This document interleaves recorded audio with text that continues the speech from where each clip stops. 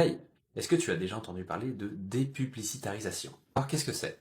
Il s'agit d'un néologisme créé par Caroline de Montetil et qui caractérise les nouvelles formes de communication, mais qui sont plus si nouvelles que ça aujourd'hui, adoptées par les marques pour se distinguer de la publicité traditionnelle. Les marques essaient de se distinguer par des stratégies de mise en valeur plus discrètes et considérées comme plus légitimes à une époque où la publicité traditionnelle commençait à être pas mal critiquée. Dit simplement, la dépublicitarisation, c'est essayer que ma pub soit pas perçue comme de la pub.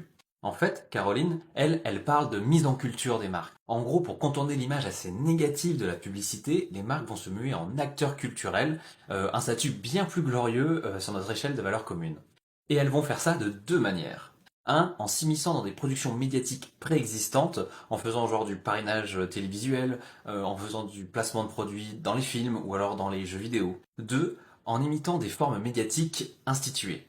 Genre en créant des magazines, en créant des web TV, en créant des émissions sur Twitch, ou alors en faisant des vidéos en tout genre, etc.